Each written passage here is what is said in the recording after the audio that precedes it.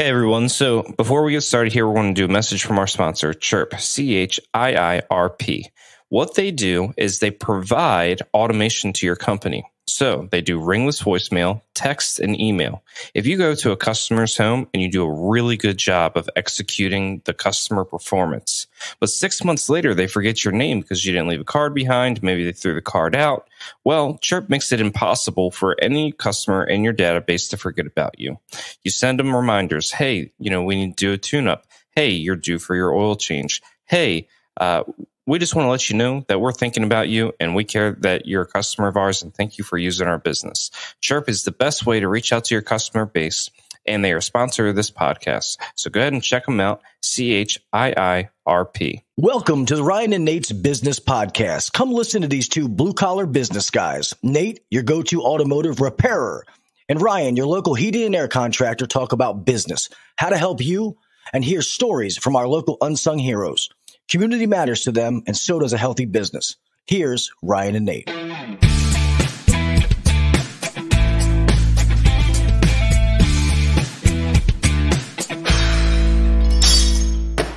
So today we have another vendor that we use, love and trust.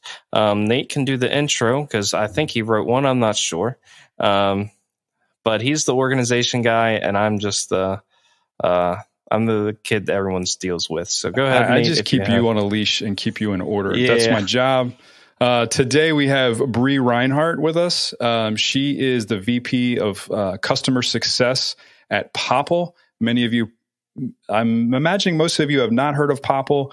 We are excited to use them. They are a company that has created this tool to have a digital business card, and it drastically reduces the awkward thing of exchanging information. And we use it all the time.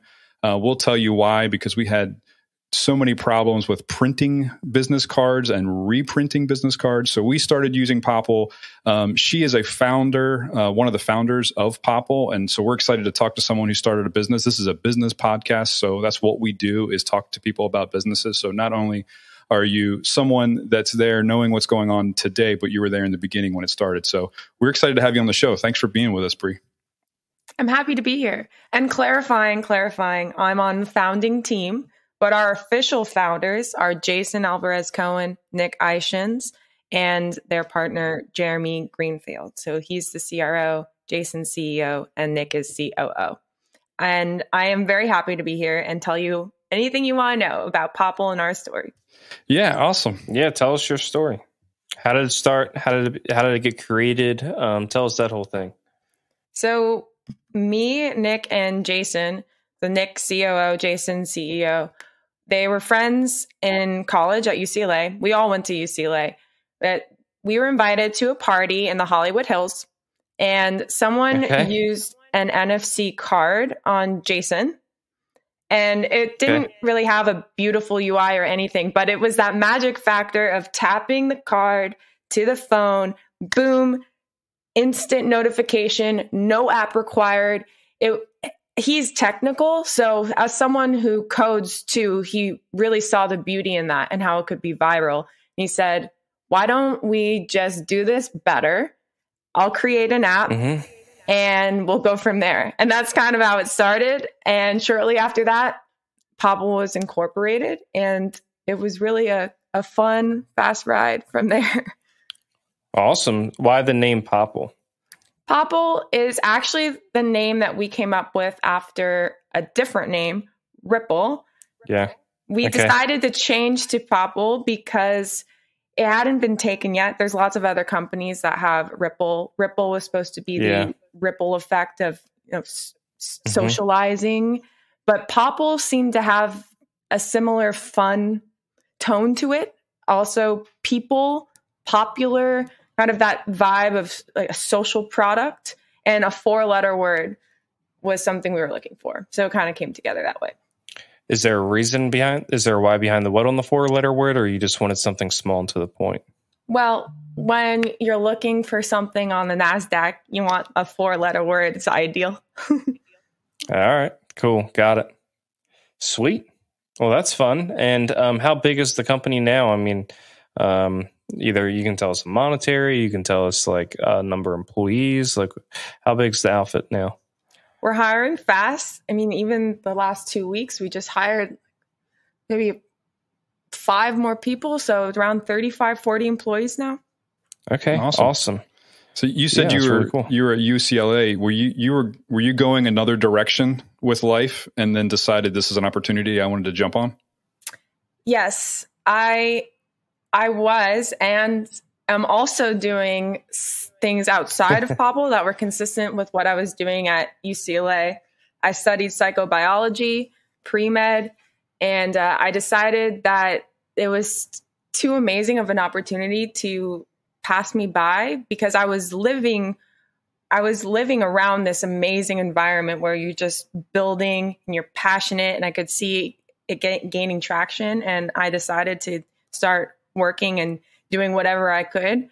And then I became the master fulfiller. We were just fulfilling hundreds and thousands of orders from our apartment, but I was still working in a gene therapy lab. And I'm actually concurrently in medical school now. Oh, wow. So basically, you have your hands full. So basically, she's smarter at least than you, Ryan. She's slightly Most smarter. Most people are smarter than me, so that's fine. Than you. What is the, can you, so this is an audio podcast, give someone just as best as you could describe, like, what's the experience when you experience a pop on Popl? When you experience a pop on Popl, it's like magic. So what happens is you have your phone, you met someone really cool, and they're trying to give you their information. They bring out this card and they're trying to tap your phone, and you're a little bit confused because you never experienced this before. And they tap their card to the back of your phone, and all of a sudden a notification appears. And you're like, whoa, how'd you do that? And you open it, and it's their profile with all of their links, and you feel excited because it was so seamless. And then you find that you can share your info with them. And you remember, I don't have Popl or an app, and I was able to have this really cool exchange of info. So that's what it should feel like. Yeah. Yeah. I would say that's pretty accurate. You have so much excitement about it. So that's awesome. I loved it. I loved the idea of it at first. To me, it was like, my own like little person. It was so easy to set up, and it was my own little personal web page. It seemed like, and it wasn't. I've done that awkward thing before. I'm an extrovert. So is Ryan. I love talking to people. I will sit and meet a stranger and talk to them for a while. But it's such an awkward experience when you're like, okay, I want to keep this going. Do you have a business card? Contact, and you're sitting there for like 2 or 3 straight minutes, or they're telling you your phone number, and you're like, I hope I don't mess this up, when you're typing it in. So you're that awkward thing where I'll call you, and then now you have my phone number, but then all you have is your phone number. And we live in so many other different spaces on the web right now. So it just makes so much sense. You can you custom make those things, that your Popl page, so that you can have whatever social media you use.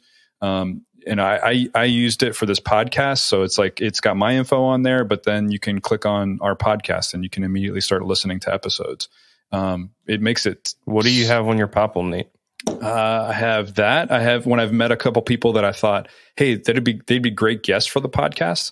So I have our application right on there, so that they can click on that and fill out the quick Google form to apply to be a guest on our show.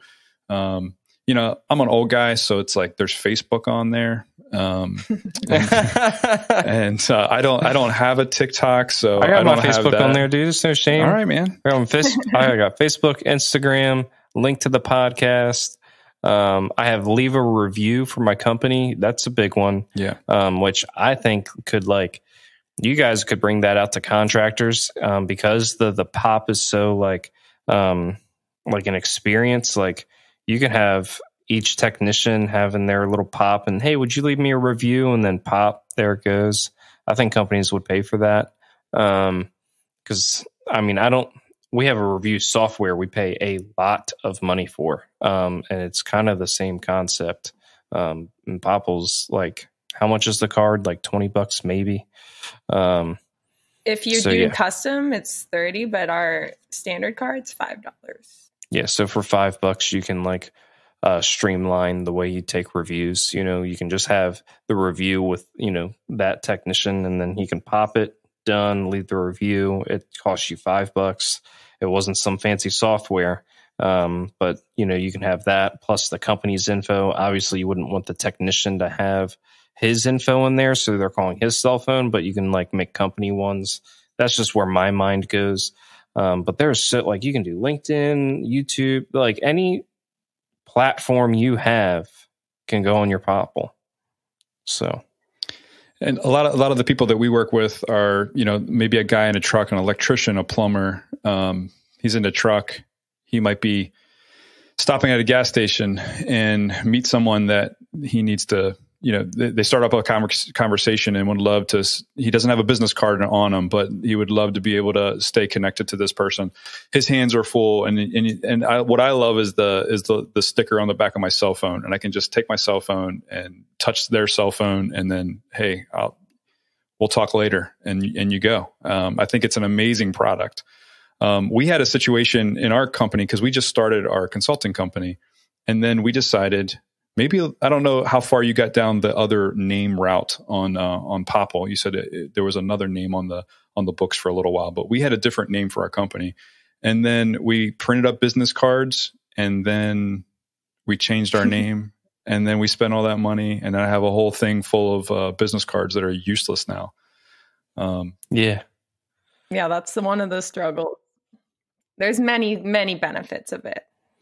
And like branding in general is like so much, there's a bigger awareness around branding and how much it matters now. And I think I see a lot more companies rebranding more. I see a lot, you know, things are changing. We did it. We used to be Giant Consulting. Now we're Atlas Consulting, you know, because it rang better and it fit better with our story and yada, yada. So, you know, like you were talking about how you guys rebranded from Ripple to Popl, you know, that there's a lot into that. So, you know, it really just streamlines the whole process. Is there anything outside of like the little scope that we're using? How simple is your business model basically? I mean, are people simply just using this for a, you know, here's my contact, pop and go, or is anyone else using it for other reasons maybe? We have a lot of different use cases, and just based on the many different small businesses that you quoted, there's a lot of ways that you can use Popl that is similar or maybe slightly different. So you name like plumber or just other maybe in-person roles where you're getting clients through word of mouth. That's great to have your Popl device, or even print the Popl QR code, put it on your car because someone can scan the QR code. It's not that tap magic feature, but you still have that potential two-way connection with your QR code. So I guess that's an extension of a similar use case where you're doing in-person marketing for yourself as a contract worker.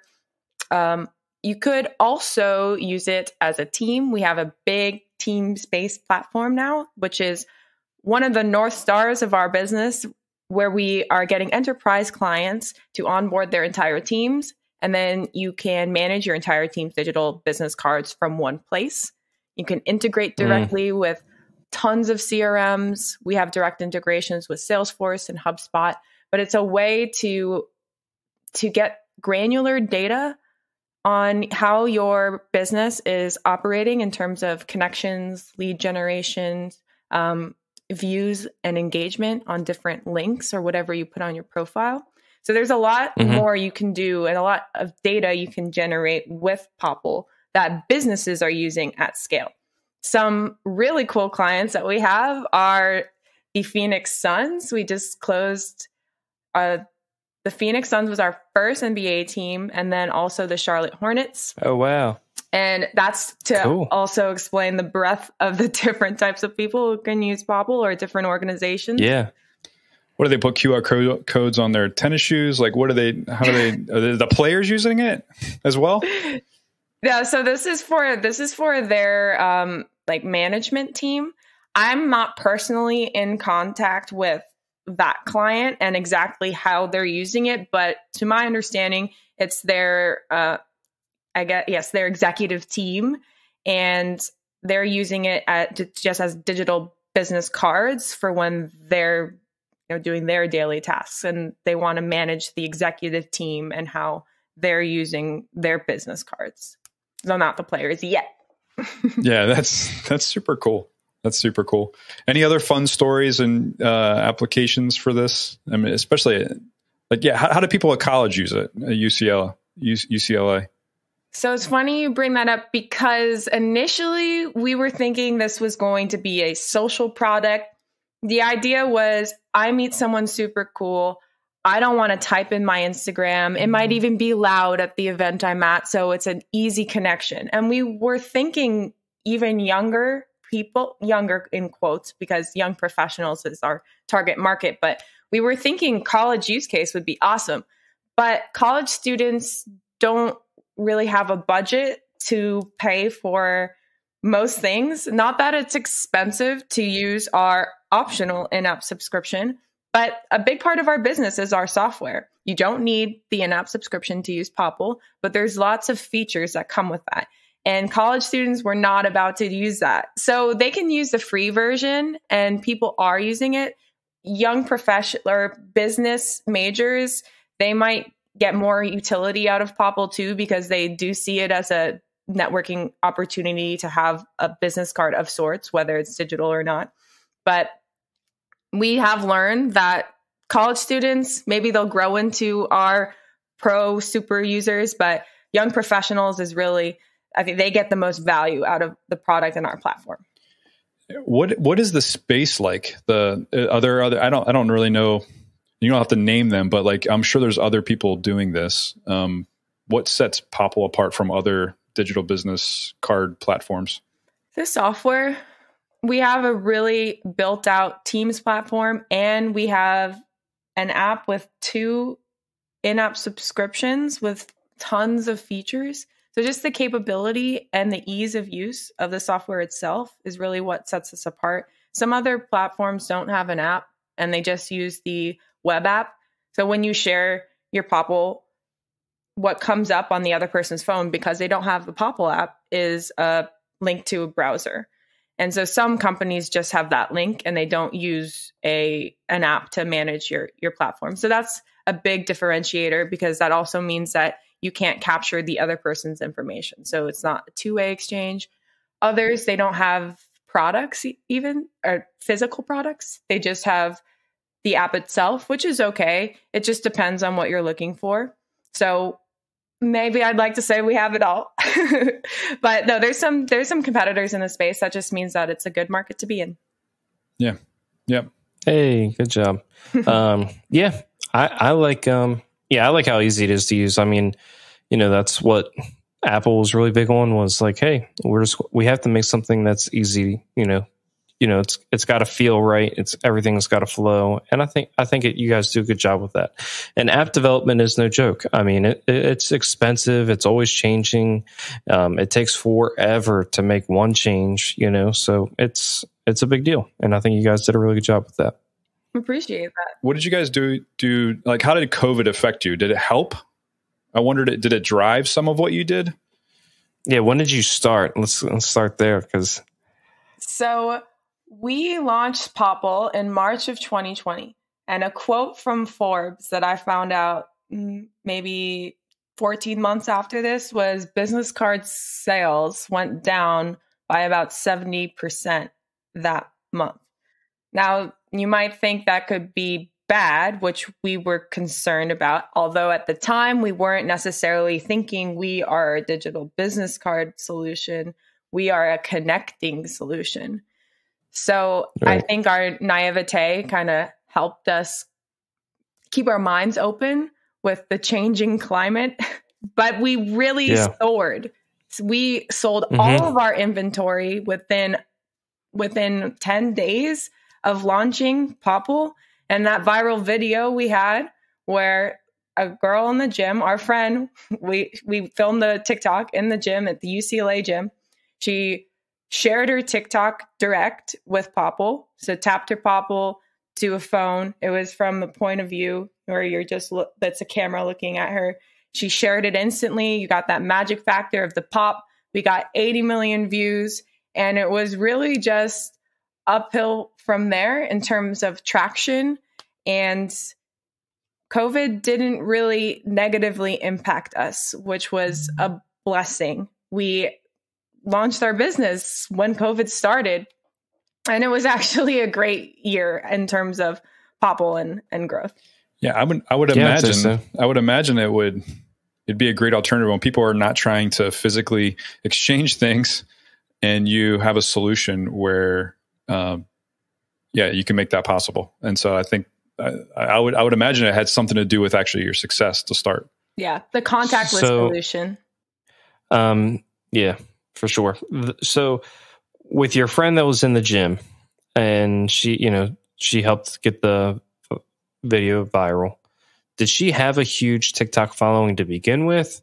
Did you seek out somebody like, oh, which one of our friends is the best with social media? We'll have her do it. Or was it like, hey, Tiffany, come here. I want to make a video of you real quick. Like, was there any plan or execution around that? I would say it was closer to the former. So she was growing on TikTok. She is a lot bigger now. She has at least 1 million followers on TikTok, but she did not have that many followers at the time. I think maybe it was in the tens of thousands. Tens of thousands. Yeah. Which is more modest. So somebody with somewhat of a platform. Exactly. Yeah. And did you knew that about her, or like, did you really look for someone who had the best platform within your reach, or, because because where you are, I mean, there's a lot of people that have somewhat of a platform. So like, I'm just getting curious around like why her specifically. I mean, well, when you're just starting out and you're trying to bootstrap and you don't have a budget for marketing, you're using TikTok to get some organic growth. You think, who's the best person at my reach that I can use to help us get this going? And we knew Arev was growing quickly, and she had one viral video. So we said, hey, Arev, like you said, you want to film this video with us? Yeah. We're not going to give you anything in return except our appreciation, and we'll see what happens. And that video blew up, and it continues to blow up every time we repost it. I don't know the last time we reposted it, but we've learned a lot of tools about TikTok marketing, and we were also lucky to be in early. Like March of 2020 was when TikTok was really gaining traction, the beginning of the pandemic. So not sure how easy it is to go viral now versus then, but it was a great time to get in. Yeah. Can you let us know any of the I'm very familiar with Instagram and Facebook's rules, but I don't know any of TikTok's rules with their marketing. Do you know any off the top of your head, or so share? In terms of marketing and how that's different from actually running ad campaigns on TikTok and the rules around that, not positive. But the viral tricks that were really discovered by Jason, who is our CEO, also CTO, but he loves social media. He was kind of in control of that. He learned through all of the videos that he made early on that POV is really powerful, point of view, because it feels like you're in there. Short to the point. For us, it was really getting that pop in early enough to keep someone interested. Also, a setting where there was an attractive girl, or just kind of like that story of, oh, hey, can I get your information? Was just a good setup for the videos. We had all different sorts of videos, and this is early on. Our brand voice was a lot different. Now it's much more professional. We don't really use TikTok as much.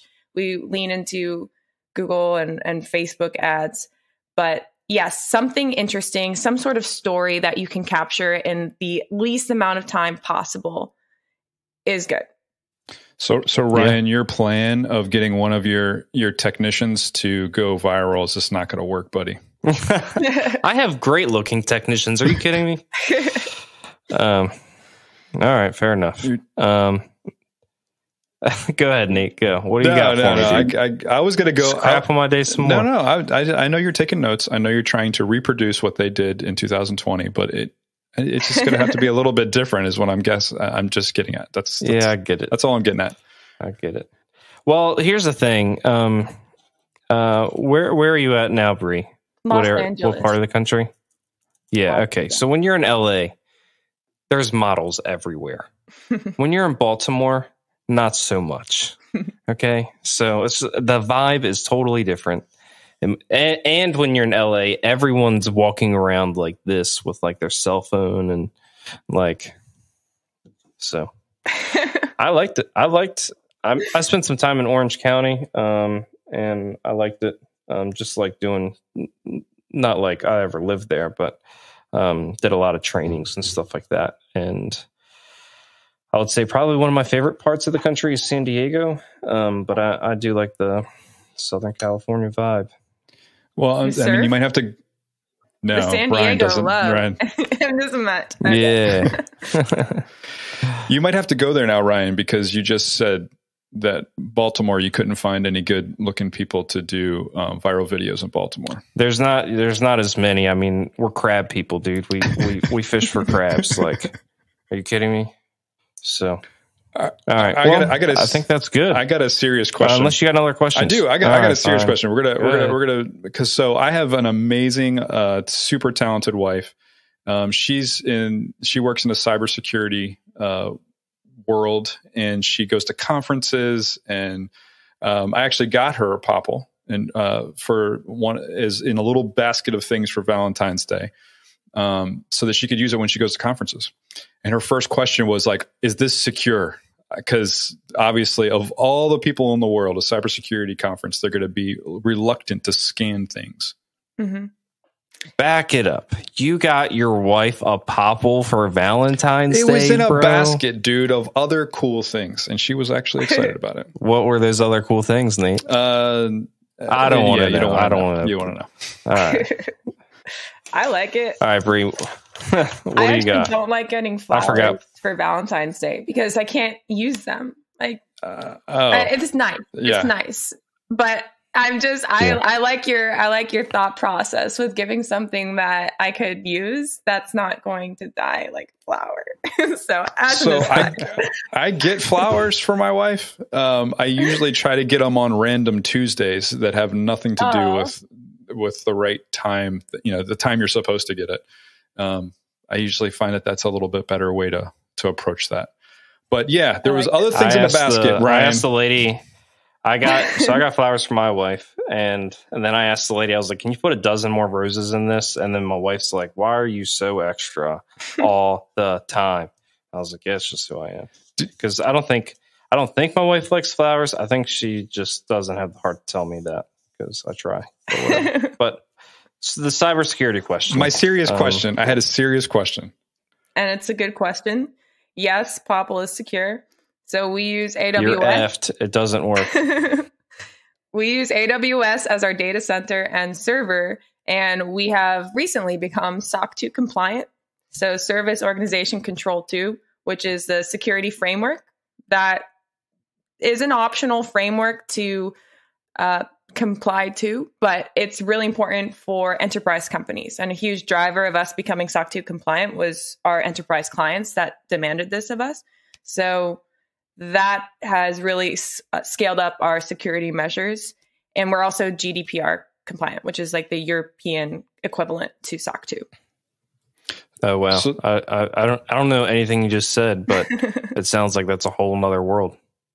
Yeah, it is. It is. And it was a lot of work. If you go to Silicon Valley and you just drive around, all of a sudden, every single billboard you see is about SOC 2 compliance. It's like, it's such a tech hub. It's funny, but that's just an aside. It's a tough process. It requires a lot of work, a lot of paperwork. It's just how your data is stored, managed, making sure that all of the employee computers are encrypted and there is multi-factor authentication in every single application you use, password security measures, just all these other details that are behind the scenes is what that is. So side note, for 3 days, I worked for a tech company in the accounting office, which if you know who I am, you're like, no effing way. I didn't know this. That's not who yes, for it lasted 3 days. So they protect the cloud, right? So we send things up in the cloud. They're the ones who protect the cloud, is what I was told, because I still don't understand it. But the owner came down from his corporate office. I made it to the last round of the interview, and he only had one question for me. He was like, have you ever done anything horrific, like stolen a lot of things or any serious crimes of any kind? And I just said, not yet. I'm too young. And he he did not like that answer. And the guy who was trying to get me the job just looked at me like, dude, you did not just say that. And I was like, I'm not a thief, man. I don't know what to tell you. But I stayed there for 3 days. They told me to go get them donuts. And I was like, I was kind of like dad, getting a pack of cigarettes and never getting milk and never coming back. Like, that's kind of how it was. Like, I was gone, dude. I was like, I'm not getting donuts. I'm not typing in an accounting firm. Like, it was like, match this number with this number. And I got too much ADD for that kind of stuff. So that was the extent of my career in the tech field. You just didn't make it, man. You didn't make it. I didn't. I wasn't good enough. I wasn't good enough for him. So it is what it is. I find it's interesting that, so coming from the automotive industry, security is one of those things that I feel like it's oftentimes like the last thing people think about when they develop stuff. I find it interesting that it was driven by your clients. It was driven by the clients to do that. And so that communication and that being aware of what people want and what they need, I think that's good business sense for no matter if you're in a tech company or an HVAC company. That's good. Are you familiar with Y Combinator? No, I'm not at all. The reason I brought this up is because their slogan is "Make something people want." Y Combinator is one of the largest startup accelerators based in Silicon Valley, and you applied to be part of it. Companies that went through it, including us, were Airbnb, Dropbox, DoorDash. But I just brought it up because you're so right. Make something people want. Yeah. Maybe they need it too. Hopefully they do. Sometimes, need is an interesting word, but they must want it. So it's really powerful. Yeah. Business, it's a conversation. It's like this weird artistic conversation where you're responding and you're connecting. So it makes sense. You're a connecting company anyway. So it makes sense that you're paying attention. I think it's really cool. But yeah, security is it's like the last thought when it comes, it can be the last thought because you spend so much time. You said in the beginning, the whole thing that drove this was like, hey, we could do this better. We can make it look cooler. Have a good user interface. Those are the kind of things that you think of first, but security is obviously pretty important as well. Yeah. To clarify, we have always had encrypted customer data, both in transit and at rest, but we've upgraded our security measures, like the examples I gave, to make sure that we can comply with these enterprise clients and their standards. But yes, you're right. We have definitely adapted based on customer feedback, and we continue to do that. And that's part of my role that I love. So I have direct communication with so many customers, and they tell us what they want. You don't always do everything they say, because the famous Ford quote, I think he would, in reference to his employees, if I asked my employees what they wanted, they would say, build a faster horse. And he built a car. So sometimes you put in perspective what someone wants and then what someone wants that you should make, because you could make something that's different from their vision. But you're right. It's like an artistic conversation, and being able to understand what to say and what to listen to is a skill, ever evolving skill. Yeah, there's a beauty in coming up with something, and I think Popl does this when someone experiences that pop and the screen comes up and it's like, because they've just asked me for my number or something, it's like you just see on their face like, hey, you just did something that I wanted. I didn't even know I wanted. I didn't even know that this was like available, and it just makes so much sense. Like, thank you. So yeah, sometimes people don't know what they want, so you got to listen in a different way. You get to listen to what's down below. The faster horse isn't going to happen. Yeah. Sweet. So let us know how we can contact you and how to get signed up with Popl. Contact me. You can contact me via email, Bry, BRY, at Popl, POPL.co. And then, of course, if you get in contact with me via any channels, my Popl link is there, and you can always catch me at poplme.co/Bry, and you'll see all my links that I want you to see, and you can contact me on those. And you can set up your Popl by downloading the free Popl app and walking through the onboarding steps. And you don't need a Popl device to use Popl. You could use an in-app QR code, or you can use a Popl device, and you can get that on popl.co. Feel like I just ran an ad. You did. That was super efficient. It was great. Yeah, I was sitting here thinking that you're here because I had a need. I was like, I need to have something to communicate with people, and I don't have time to wait for business cards to print. So I just searched and ended up finding Popl, and I signed up, and immediately your contact came into my Popl. So you make yourself very available to connect, and so I think it's brave.